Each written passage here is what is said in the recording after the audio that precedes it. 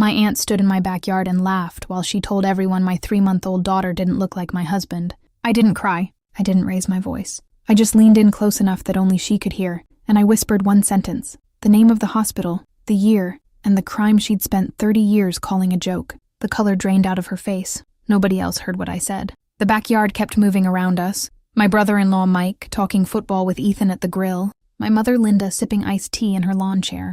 The cicadas grinding away in the oak tree like they always do in late August in Sacramento. But Diane had stopped. Her hands, which had been bouncing Lily gently, went still. The gold bracelets on her wrist didn't jingle anymore. It had started like any other family barbecue. Diane had shown up first, as she always did, carrying her foil-covered 7-layer dip, Ray behind her with a 12-pack under one arm. She was 58 and dressed like a woman 10 years younger. White jeans, a sleeveless blouse, big sunglasses pushed up onto highlighted hair. She kissed the air near Linda's cheek, set the dish on the picnic table, and zeroed in on the baby. "There she is," Diane said, her voice carrying across the yard. "The mommy. And the little one. Let me see her," I said. I always stood when Diane wanted to hold the baby. It was easier than the comments about how I held her, about whether I was feeding her, about whether I was rushing back to work too soon. I had learned years ago that the path of least resistance with Diane was to hand her whatever she wanted, and so she took Lily with practiced hands. She was good with babies. That was the thing that made her. Diane could be. She had been the fun aunt who slipped me candy before, who taught me cartwheels on this very. She just couldn't stop herself from the other. "Oh, look at those eyes," Diane said, holding Lily up at arm length. She paused, and I felt that little tilt of head, that evaluating action, the one that always preceded. "You know, she doesn't look much like Ethan." The yard didn't go quietly, but something. The way a room shifts when someone says a thing everyone hears and nobody knows.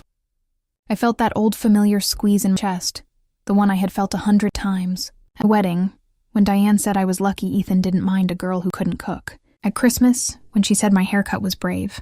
At the baby shower, when she said some mothers just couldn't wait to get away from kids. The script was always the same. I'd smile. I would say something small, reflecting. I would let it pass. Because Diane's family. Because if you called her out, you were the one who could. I mean, nothing against Ethan, said, laughed. That bright. But if I didn't know, I'd wonder. Those dark eyes, that little nose. Ethan's got that whole blonde, square-jawed thing. This one looks like. Mike stopped talking. Ethan turned from the grill, his hand. I saw the flick across his face, the brief hurt, the instant That was moved too. Peacemaker. Diane, Linda said, quiet. What? Diane still smiling. I'm joking. It's a joke. You're so serious, announced Lily. Isn't that right, sweet girl? Auntie Diane being silly. That was when I crossed the yard. I didn't storm. I didn't march. I just walked over. The way you walk over to someone, something ordinary, and I stopped in front of her. I looked at the sunses on top of her head, the tin from Palm Springs, the bruised as armor.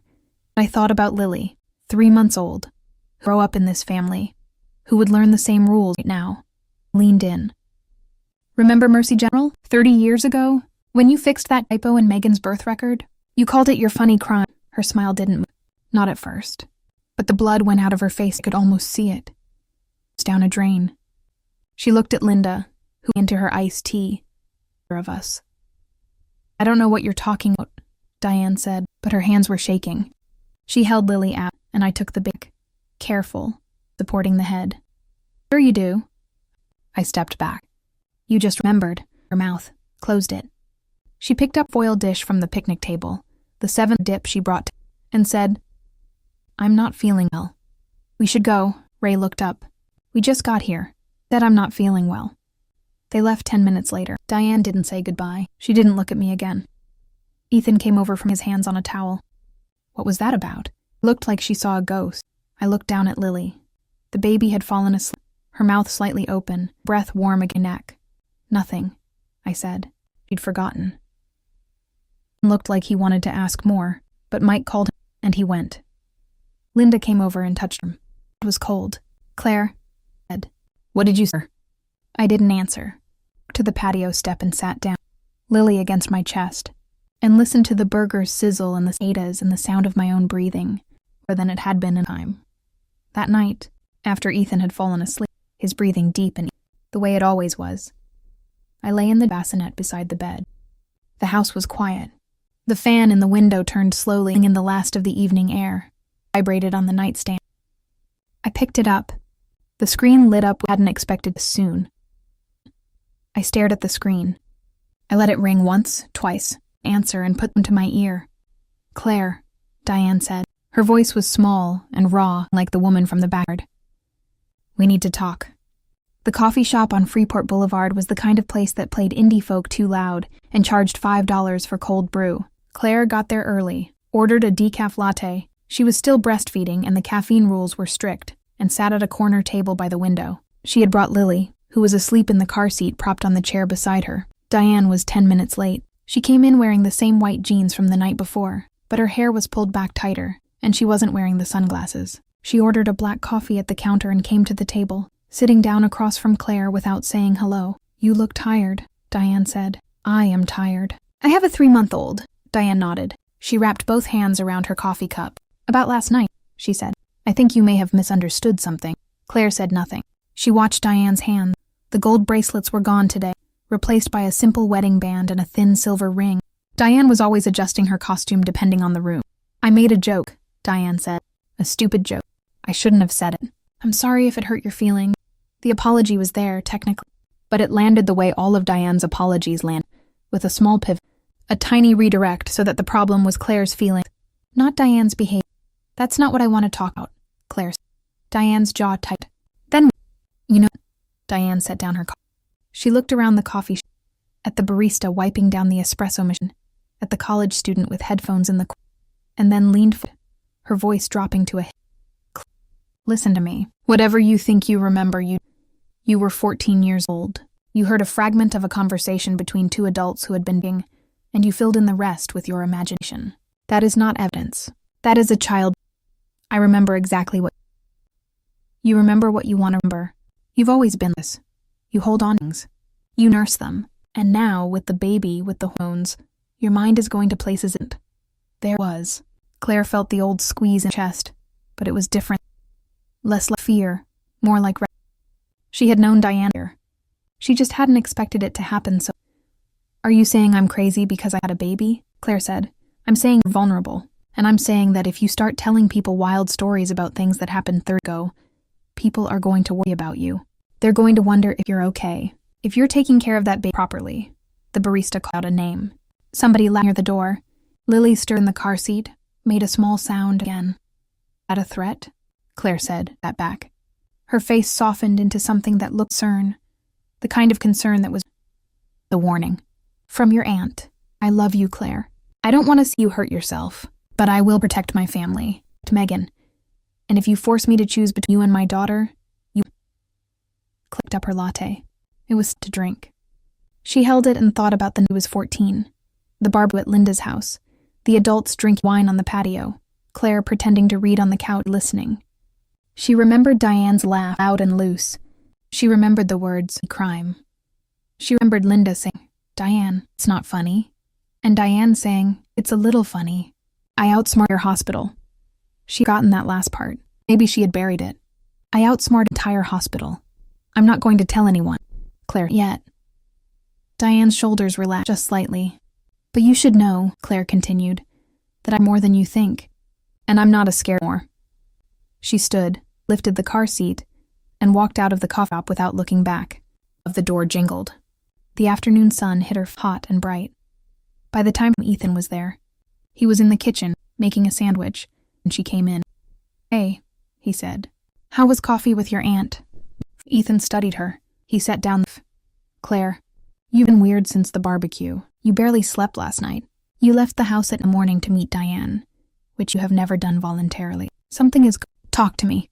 Claire looked at her husband, at the flour on his shirt from the cakes he'd made that morning, at the way he was leaning against the counter like he was ready to listen as it took. She wanted to tell him. She opened her mouth and the phone buzzed in her pocket. She pulled it out. It was a notification from the family group chat, the one with Linda, Diane, Megan, and a few cousins. Anne had posted a message, thinking of Claire today. "New mommies have it so hard. If anyone talks to her, please check in on her. Been under a lot of stress.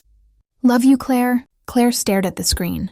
Below Diane's message, A cousin had replied, "Oh, hope you're okay, Claire," and had replied with a heart emoji. Linda hadn't replied. Ethan kept the phone over her "What is that?" Claire put the phone. She looked at Ethan, and for the first she saw it clearly. She was defending herself. She was already building a case, and if Claire didn't move fast, she told anyone the truth, believe her. "I need to tell you something," Claire said. "But first, I need to find something." The car seat down gently. Lily was still asleep, and walked to the hall closet, where she kept a cardboard old things from her childhood, yearbooks, letters, battered stuffed rabbit. And at the bottom, something she hadn't looked at in years, a spiral notebook, the kind she used to write in when she was a teenager, full of poetry and song lyrics.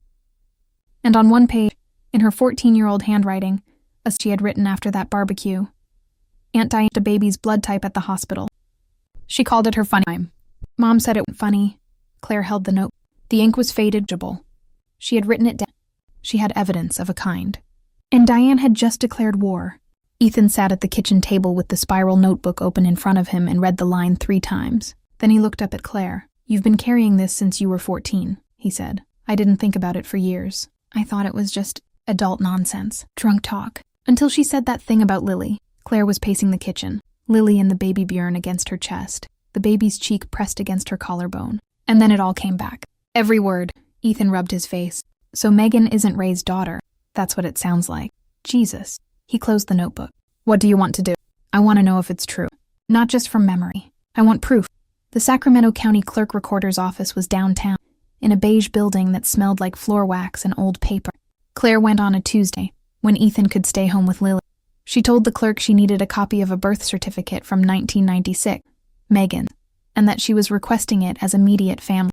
The clerk took her information, asked for ID, and told her the certified copy would be ready in 20 minutes.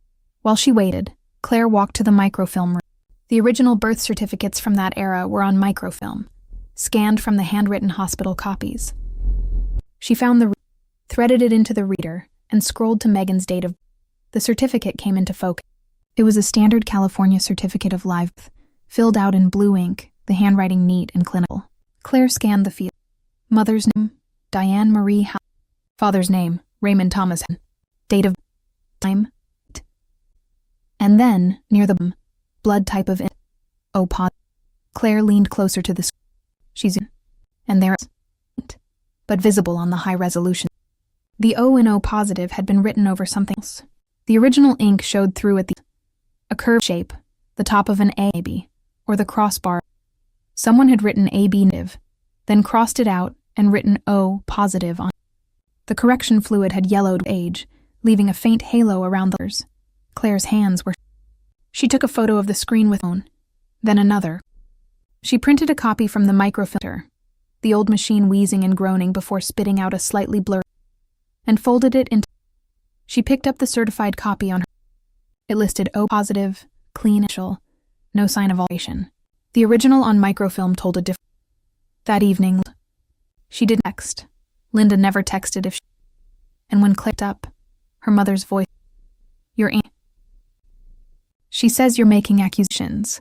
She says, Mom, I went to the recorder's office today. I saw Megan's original birth certificate.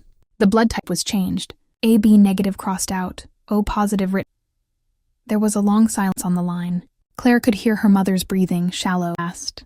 "Mom?" "I know," Linda said. Her voice was a whisper. "Me. I was trying you. All of us." Linda paused. "Something else. Ray is sick. His kidneys. Diane told me last month. He might need a transplant. The doctor said family tested." Claire tilt. "If Megan gets, she'll find out. Her blood type won't match. The genetics won't match. Diane has been trying to keep getting tested. Saying necessary. Saying they'll find a donor through the hospital. But Ray's getting worse. A matter of time." Sat down on the couch. The certified birth certificate was on the coffee table. The mic beside it. He thought about Ray. Quiet, steady Ray. Taught her to ride a bike. Who had come to every one of her soccer games. She thought about Megan, who was planning a wedding. No idea. "I'm going to see Diane," Claire said. Claire bows her. "To talk. She needs to know what I found, and she needs to decide what she's going to do before that's it for her." She called Diane that night. The first ring. "I have proof," Claire said. Original birth certificate. The blood type was altered. I have a printout. Diane was quiet for a long time. Then, home. I'm coming over. Diane 20 minutes later. She didn't knock. She used the key she had been given years ago and never returned, the one to ask for back. She walked into the living room, stood there, breathing hard, face flushed. The bedroom with Lily. Asked him to stay there. Between her and Diane. Me, Diane said. Claire did her the microfilm print. Diane looked at it. Her hands went still, the way they had at the barbecue. She stared at the blurred image of the altar a long time. You went through my daughter's medical records, Diane. Her voice was flat. I went to a public office at a public document. You had no right. No right? You altered a medical record. You committed fraud. You've been lying to your husband and your daughter for 30 years, and you're telling me I had no right. Claire's voice was right. She could feel it. The year of swallowing, of smiling, of letting it pass, coming up at once. You made a joke about my baby. You stood in my backyard and lied my daughter wasn't my husband's, and you laughed about it. And you know what the worst part is? The worst part is I really think you're the victim here. Diane's face crumpled. For a second, Claire saw it. The real Diane, underneath the bracelets and the white jeans. A woman who had been terrified for 30 years. A woman who had made one terrible choice and then spent building walls around it. I was 28, Diane said. Broke. Day was gone. I was lonely. I made a mistake. And when Megan was born, and the hot type didn't match, I thought they'd take her away. I thought Ray would leave. I thought everything would be destroyed. Fixed it. I did one thing. You didn't fix it, Claire said. You buried it, and you've buried it ever since. Diane wiped her face with the back hand. She looked at the print, then set it on the coffee table.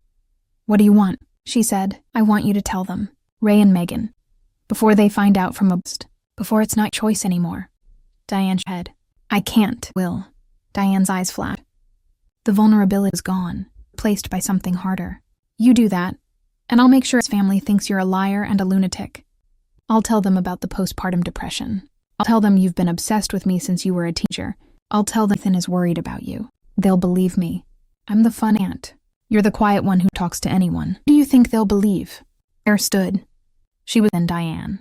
She had always been taller. Time in her life, she used it. She stepped forward, and Diane stepped back. Try, Claire said. I have the birth certificate.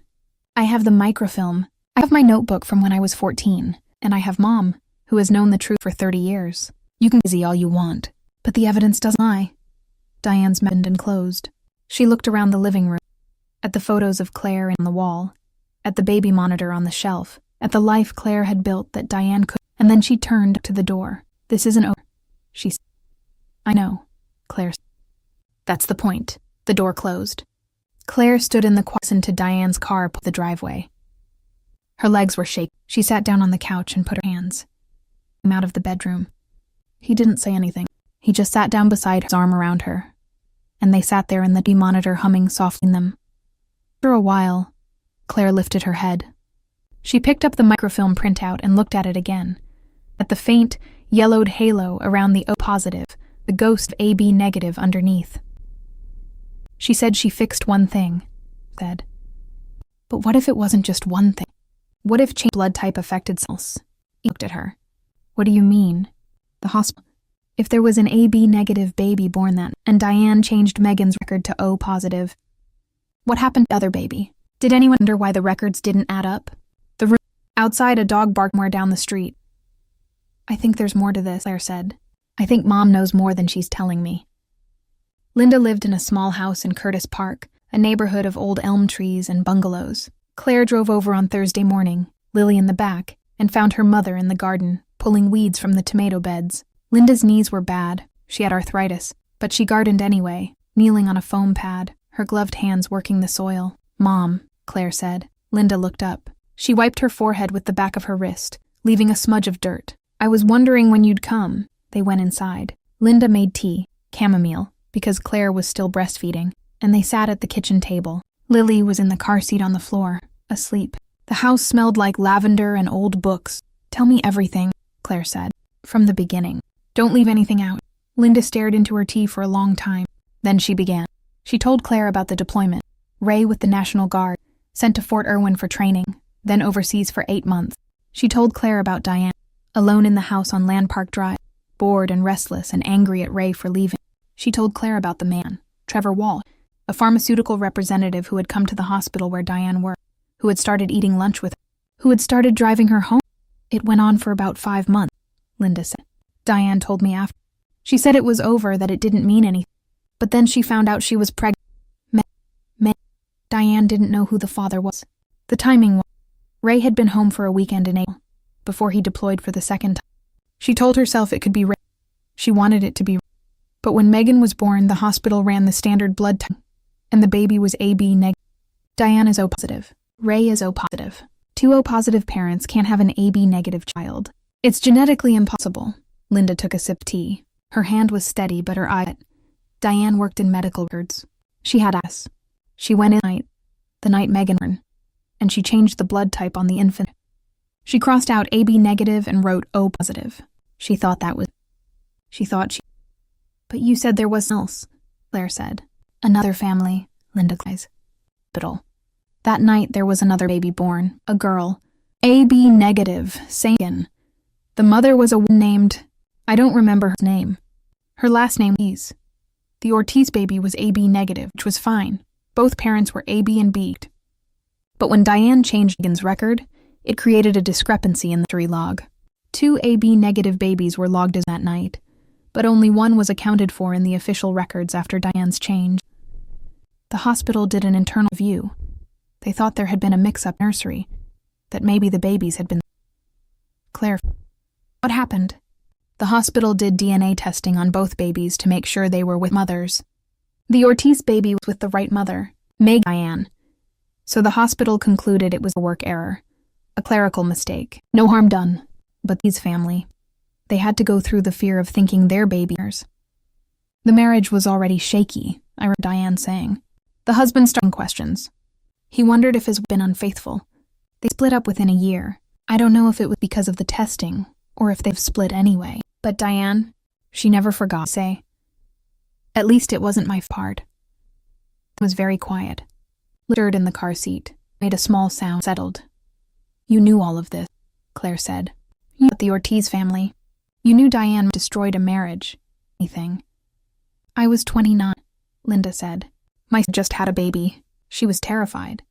She told me not to tell anyone. She said if Ray found, he'd leave, and Meg would grow up without a father. I believed her. But I was protecting Megan. I thought the family. Protecting Diane. Linda didn't deny it. Wiped her eyes with a napkin. I've been it for 30 years, Claire. Every time Diane made one of her jokes, every time she someone down and laughed, I thought, this is the price. This is what I get for keeping her secret. I know when she uses it. She always has. Claire sat with that for a while. She thought about her mother, 62-year-old, retired teacher, garden chamomile tea, and realized that Linda had been as trapped by as Diane had. Maybe more. Had her jokes and her denial. Linda had only her guilt. I'm going, Megan, Claire said. Linda's head snapped up. Claire, she has a right now. Ray is sick. He might need a kidney. If Megan gets tested, she'll find out anyway. And if she finds out for her, in a hospital, after her father's already been told, that's worse. She deserves one who cares about her. Diane will never forgive you. Diane hasn't earned who gets told the truth. Claire stood. She kissed her mother's cheek. Linda's skin was papery and picked up the car seat. She said at the door. The Ortiz family. Do you remember their first names? Anything that could find them? Linda shook. It was 30 years ago. Diane might remember. She never used against her. Claire drove home with the windows down, the Sacramento heat rushing in. She thought about the Ortiz baby. A girl, born same night as Megan, AB negative, whose family might have been torn apart, needed to cover her tracks. She thought about one lie, one funny crime, rippled outward for 30 years, touching people who know Diane Halloran existed. When she got home, he was on the couch, his phone in his hand. He looked up, and his face weight. Called me, he said. Click car seat down. What did she say? She said she's worried about you. She said you've been making us, that you're not sleeping, that you're obsessing over things that didn't happen. She said I should think about getting you to see a therapist or a doctor. Ethan paused. She also called my mother, and probably half the family. Claire closed her eyes. Of course, wasn't waiting. She was already fighting. Ethan, I know she's lying. Ethan said. I know that. But my mom called me, Claire. She was crying. She thinks you might have depression. She thinks we should be careful. And what do you think? Ethan ran his hand through his hair. I think you're under a lot of stress. I think this is a lot. And I think maybe we should be careful about how we handle this. Maybe we should talk to a lawyer. Or just let it go. Let Diane handle it her way. If Ray gets truth comes out, that's on Diane, not us. Claire stared at him. Let it go? I'm saying we don't have to be the ones to blow up this family. We have a baby. We have our... Maybe the thing is to step back. The smart thing? Claire's voice was rising. She stood in our backyard and implied our daughter wasn't yours. She called me crazy to the entire family. She's trying to make everyone think I'm an unfit mother and you want me to step back? I'm not saying she's right. You're saying she wins. That's what you're saying. She bullies people. She lies. She commits fraud. And everyone steps back because it's easier. Well, I'm dumping back. Ethan stood. I'm on your side. You know that. But I'm also thinking about Lily. I'm thinking about what this is doing to you. To us. I'm thinking about Lily too. I'm thinking about what kind of example I want to set for her. Do I want her to grow up thinking that when someone hurts you, you just smile and let it happen? Because that's it. For 30 years. And I'm not doing it anymore. The baby monitor cried. Lily was waking up. Ethan looked at Claire. And Claire looked at Ethan. And for the time since they'd been together, there was a space between them. Not a fight exactly. It'd be smoothed over with a kiss. Ethan went to get me. Claire stood in the living room and listened hum to Lily in the nursery. Her phone buzzed. She picked it up. A text from Megan. Hey, can we get coffee? My mom has been acting so weird lately, and I feel like you might know something. Don't tell her I asked. Claire stared at the text. Megan. Person at the center of all of it. The person to lose. From the truth. She typed back. Yes.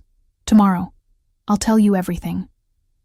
They met at a different coffee shop, one in Midtown, away from the neighborhood, where nobody from the family would see them. Megan was already there when Claire arrived, sitting at a table by the window, a cup of coffee growing cold in front of her. She was 30, with Diane's cheekbones and Ray's eyes, and she was twisting a ring around her finger, the engagement ring, a modest solitaire that her fiancé had saved up for. Hey, Megan said. She stood and hugged Claire, the way cousins do. Quick, a little awkward. The kind of hug that means I'm glad to see you, but I don't know what to say. Hey. Claire sat down. She had brought Lily again. There was no one to watch her on short notice. And the car seat sat on the chair beside her. Lily was awake, staring at the ceiling fan with the solemn intensity that only babies can manage. Megan looked at the baby, then at Claire. You look like you haven't slept. I haven't. Not really. Mom called me last night, Megan said. She was crying. She said you were making up terrible things about her. She said you were sick. She said I shouldn't talk to you. Megan paused. That's why I'm here. When my mom tells me not to do something, it usually means I should do it. Claire almost smiled. You always were the smart one. Don't flatter me. Just tell me what's going on. Because I know my mom. And I know when she's scared. And she's scared right now. Really scared. Claire took a... She had rehearsed this in the car. How to say it, what order, what to leave. But sitting across from men, looking at her face, so open, so ready to believe. The rehearsal fell. Your mom had an affair. Claire. 30 years ago, when Ray was died, she got pregnant, and she didn't know if the baby was Ray's or the other. When you were, the hospital did a blood test, and the results showed that you couldn't be Ray. Your mom worked in medical records at the hospital. She changed your blood type on the birth certificate. She crossed out AB negative and wrote O positive. She called it her funny. Megan didn't move. Her hand was still on the coffee cup, but her fingers had... AB negative, said. Her voice had. I'm positive. I've always been O positive. I donated blood last year. The Red Cross card says positive. The official record says O positive. The record, the one on microfilm at the county, shows that it was changed. I saw it. I photos. Meg stared at her. My dad? Doesn't know? No. And you've known this since... I overheard your mom. Put it down. I didn't understand what it... Until Mom made that dilly. Meg. She does that. She always does that. She says the worst can think of. And then she laughs and says it's a joke. And everyone just lets her. Claire said nothing. There's nothing to say. Megan stood up. She walked to the window, her back to Claire, and stood there. The shop was busy. Students with laptops, a couple sharing a pastry, a brewing milk. And nobody looked at the woman at the window, crying into her hand. After a while, Meg to the table. She sat down. She wiped her face with a napkin. Who is he? She said. The other man? His name was Trevor Walsh, pharmaceutical rep. Your mom with him at the hospital. Was? If he's still alive. He would be 60s maybe. My mom said 30 years ago. Megan pulled out her phone. She started typing. What do you do? Looking him up. Fingers moved fast. Trevor Walsh, Sacramento. If he's alive, I'll find him. Watched her cousin. This woman he had known her whole life. This was about to get married, who had just learned that her entire built on a lie. And she felt something expected. Not pity, admiration. Megan wasn't falling apart. She was at work. There. Megan. She held up the phone. A Facebook profile. Trevor Walsh, 6'4", living in Reno. Retired pharmaceutical sales. Married, 3 kids. The profile picture showed a man with gray hair and a mustache, stilling a fish. Megan stared at the photo. Looks nice, he said. Ordinary. Megan, I need him. Are you sure? That's a big step, I'm sure. Megan put the phone down. I've spent my feeling like something was wrong. Like a wall between me and Dad. Like Mom was always hiding something. I thought it was me. I thought it was just broken somehow. And now I found out it wasn't me. It was always her. She picked up her coffee, even though it was cold. I'm going to call him, she said. Tomorrow. And then I'm going to talk to him. I want you there. Me? You're the one who told me. You're the one who had the courage to say it out loud. I don't want to do this alone. Claire looked at Megan. At eyes, her set jaw, the engagement ring catching the light, and she thought about the night before, and had said maybe they should step back. Maybe he was right from a certain angle. Maybe the smart thing was to walk away. But sitting across from Megan, Claire, not anywhere. Okay, Claire. I'll be there, Megan nodded. She looked at Lee, who had fallen asleep in the car seat, reached out to touch the baby's hand. So small, so rolled around nothing. She's going to know who she is, Megan said. Isn't she? Claire said. She is. That night, Claire told Ethan about the meeting, about Megan, about Trevor Walsh, about the plan to confront Anne. Ethan listened and interrupt. When she was done, he sat on the edge of the bed, his elbow, and stared at the floor. Really going through, he said. With Megan. Ethan nodded. And the space between them, the thing that since the fight, was smaller. None but smaller. Okay, he said. Then I'm with you. Whatever happens, I'm with you. Claire sat down beside him. She leaned her head on his shoulder, and he put his arm around her, and they sat there in the quiet of the bedroom. The baby monitoring, the man turning slow in the window. Ethan, she said. Yeah, thank you. Kissed the top of her head. Don't thank me. It's about to get worse before it gets better. He was right. Morning, Claire woke up to a call from Linda. Your aunt knows, Linda said. She knows Megan talked to you. She's furious. She's blaming everyone. She says you're manipulating Meg. She says you're poisoning her dog against her. Claire sat up and... How does she know? Megan told her. Right. She called Diane and said she wanted to talk. What about? But Diane figured it out. Claire thought about Meg, calm, didn't, already in... and smiled. Just a little. Diane had spent 30 years controlling, and now her daughter was taking it from her. Good, Claire said. It's time. The Halloran house on Land Park Drive smelled like lemon polish and the vanilla candle Diane always burned when she was nervous. Claire arrived at 2 o'clock on a Saturday, Ethan beside her, Lily in the car seat. Megan was already there. She had texted Claire that morning. I'm here. She won't look at me. The living room was set up like a tribunal. Ray was in his recliner, an oxygen tube under his nose. The kidney disease had progressed faster than anyone had said, and he'd been put on dialysis 3 days a week. Diane was on the couch, her hands folded in her lap, her face a mask of composure that was already cracking. Linda was in the armchair by the window, her hands knotted in her purse. Megan stood by the fireplace, her back straight, her face set. On the coffee table, between them all, was a manila folder. Ray's medical records, the kidney function tests, the blood work, the note from the nephrologist. Recommend immediate family member testing for potential living donor mat. Thank you all for coming, Diane said. Her voice was too bright, too performative. I know this is unusual, but Megan said she wanted to have a family meeting and... Stop, Mom. Megan's voice cut through the room like a knife. Just stop. I don't want the speech. I don't want the jokes. I don't want the performance. I want the truth. Diane's mouth closed. She looked at Ray, who was staring at the folder on the coffee table, then at Megan, then at... Megan... Don't call me... Not... Megan stepped forward. She picked up the folder and opened. She pulled out a single sheet of her own work from the Red Cross donation the year... Oh, positive. Then she pulled out a note. Ray's bloodwork from his hospital. Two O positive parents, Meg said. Can't have an AB negative. That's basic genetics. It up. So either the hospital made a mistake when born, or someone changed. The room was silent.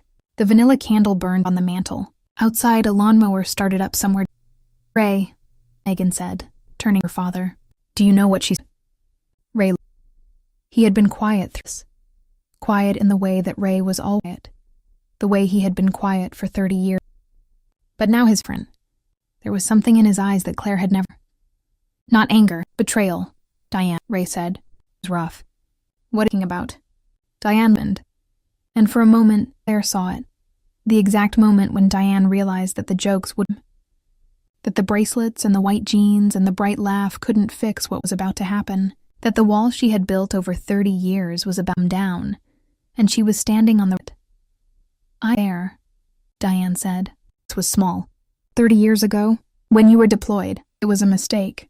It didn't mean anything. But I got pregnant. And I didn't know if he was yours. And when she was born, the blood type, AB negative, Ray said. AB negative. And I knew that if all that you'd know. You'd leave. You'd take everything away. So I changed it. I worked in record, had access, I just changed one thing. I wrote O positive instead of AB negative. I thought that would be enough. I thought if no, then it didn't happen. Ray was staring at his hands. The occube hissed softly. Megan, he said. Is she? I don't know, Diane said. I never knew. I told myself she was yours. I wanted her to be yours. But the blood type, it could be either way. I never did a DNA test. I was too afraid. Megan made a sound, half laugh, half sob. 30 years. You let me grow up not knowing who I am. Dad loved me like I was his, and you knew the whole time that I might not be. And you never did anything. Not once. I was protecting you. You were protecting yourself. Voice echoed off the walls. You were in your perfect little life, your perfect little marriage, little reputation. And you used me. You used Dad. You used all of your mistake. Diane was crying. Really crying. The kind of crying that couldn't be stopped turned into a joke. I'm sorry, he said. Sorry. I was scared. I didn't know what else to do. Claire had been quiet until now. She had let Megan lead this, because it was Megan's story, Megan's truth, Megan's right to confront her mother. She couldn't stay quiet anymore. Not when Diane was doing it again, making herself the victim, thing that mattered most. Claire said. The room turned to look at her. You were 28. You were a grown woman. You made a choice. And then you spent 30 years accountable for it. Diane looked at Claire, her face streakers. You don't understand that you altered a medical record. I might have destroyed another family. The Ortiz family, the baby born the same night. The one whose parents had to go through DNA testing because your created a discrepancy in the nursery log. I understand that you think he might need a kidney from his daughter. His daughter might not even be his. I understand that you stood in my backyard, joked about my baby not being my husband's, when you have been lying on paternity for 30 years. Claire stood, but her hands were shaking. You keep saying you made one mistake, she said. But you didn't. You made a mistake 30 years ago, and then you make every single day after that. Every time you lied, every time you joked, every time you cut someone down to make yourself feel bigger. That was a mistake. That was a lot of them. The silent. Diane stared at Claire, and for the first time, there was no anger in her face. No deflection, no joke. Something that looked like recognition. The of a person who has finally been exactly as she is, doesn't like what she sees. Ray stood up from the recliner. The tube pulled taut. He looked at Diane, at the been married to for 33. The woman he had loved. The woman who had her life on a foundation. And yell. He just said very quietly, I need to sit else. He walked out of the living room. They heard his bedroom door close down the hall. It was soft, but it landed at Diane. I found him, she said. Trevor Walsh. He's in Reno. I'm going to meet him. I'm going to get a DNA test, and then I'm going to figure out who I am. When she walked out, Linda food. She looked back at Diane and said, I should have made years ago. I didn't. She left too. Claire was the last one. She stood in the doorway, looking at Diane, alone on the couch, the vanilla candle still burning, medical records on the coffee table. Claire, Diane said. Her voice, please, Claire looked at her aunt. She thought about the fun aunt who had taught her cartwheels, about the woman who had made her cry at her own wedding. She thought about the joke in the backyard, and the Diane's eyes when Claire had said the words funny, and the way everything had unraveled for her. "I'm not going to say I forgive," Claire said, "because I don't, not yet. Maybe not ever, but I'm not going to hate you either. Hate is another way of letting you live in my head, and I'm done with." She walked out. The front door closed behind her. The afternoon sun was bright, the air hot and still. Ethan was waiting by the car, in his arms. He looked at him, and she didn't have to say anything. He knew, and drove away from the house drive. "Claire," that Linda called. Her voice was trembling. "Ray left," she said. "He packed a bag. He's staying at a motel. He told Diane he can't house with her right now. He doesn't know if he can ever go back." Claire held the phone. Lily was asleep in the bassinet and was in the kitchen washing bottles. "Megan?" Claire said. "Megan Trevor Walsh," he answered. "She's driving to Reno. He said he'll take." Claire closed. The truth was out. The lie was over. But the aftermath, the painful, complicated aftermath, was just beginning. 6 weeks later, the oak tree in Claire's backyard had started to turn, just at the edges. A few leaves going gold, a few going red, but enough to mark the change. Sacramento doesn't do autumn the way other places do. It does it in increments, a slow letting go, the heat fading a degree at a time until one morning you walk outside and realize the air is cool. Claire was on the patio, Lily in her lap, watching Ethan flip burgers on the grill. It was another family barbecue, the first one since the confrontation, and the mood was different, quieter. No Diane, for one thing. She had declined the invitation, texted Claire that she wasn't ready. Claire had texted back, "Take your time. No pressure," and she had meant it, which surprised her. Megan was there. She had driven back from Reno 2 weeks ago, and she was different, quieter, more thoughtful, the way people are when they've had to rebuild the foundation of who they are. The DNA test had confirmed it. Trevor Walsh was her biological father. He was a nice man, ordinary, retired, with 3 grown kids, and a wife who had known about the affair for years and had forgiven him. Megan had spent a weekend in Reno, sitting on Trevor's boat, talking. She told Claire it was weird, not bad, just weird, to look at a stranger and see her own eyes looking back. She had postponed the wedding. Not canceled, postponed. She told her fiancé David that she needed a year to figure out who she was before she became someone's wife. David had held her and take all the time you... Claire had cried when Megan told her. Not sad tears, the other kind. Ray was there. He hadn't gone back to the house on Land Park. He was staying in a small apartment near the river, a 1-bedroom walking distance to the dialysis. He and Diane were in couples therapy, separately, and Ray told Claire that he didn't know what would happen. He didn't know if he could go. He didn't know if he wanted. But he was trying. For the 30 years that had been, even if the foundation had been. Diane was in therapy. Individual therapy, twice a week. She had called Claire through. The first time she had cried and apologized and asked if Claire could ever. No. The second time, Diane had told her about the things she was learning, about the jokes as a defense of them, about the fear that had driven every decision for 30. Claire listened. Third time, Diane had asked if she could come to the barbecue. Claire had said no, yet, and Diane had said okay. That was the thing that surprised. Diane was learning to stand. The woman who had spent 30 years making everything about her was, slowly, painfully. Linda was there, sitting in the lawn chair, iced tea in her hand, talking to Ray about her apartment. She and Claire had talked, really talked, a few weeks after. Linda had apologized for the silence, simplicity, for passing on the habit of swallow. Claire had apologized too, being distant, for judging her mother without understanding. They had cried, and then made pasta, and it had been the most honest conversation. Ethan came over from the grill, handed one to Claire, a burger potato salad, a slice of watermelon, and for your thoughts, said. Claire looked around the backyard, at Linda laughing at Ray had said, at Megan on her phone texting David, at Lily asleep in the stroller the oak tree, at the lead turn. I was thinking about the last barbecue, she said, the one where Anne made the joke. I was thinking about how I felt that day, like the ground up under me. And now I feel like I'm standing on solid ground for life. Eat around her. Good, he said. You deserve that. They ate. They moved slowly. The way afternoons do, nothing to fight about, nothing to hide, form. Megan came over and sat on the patio step, and Claire talked about the wedding, about whether to schedule for next fall, about whether Megan wanted a big small. Linda brought a bowl of strawberries. Ray told a story about the fire station, about a cat he had rescued from a tree in 1998, and everyone laughed. And then Mike, Ethan's brother, something. It was a joke, the kind of joke that Mike always made, slightly off color, slightly mean at Claire. Something about her going back to work and Lily with the help. He laughed. Ethan's face tightened. Before Ethan could say anything, before anyone could, on her plate. She looked at Mike, very clearly. That's not funny. Went quiet.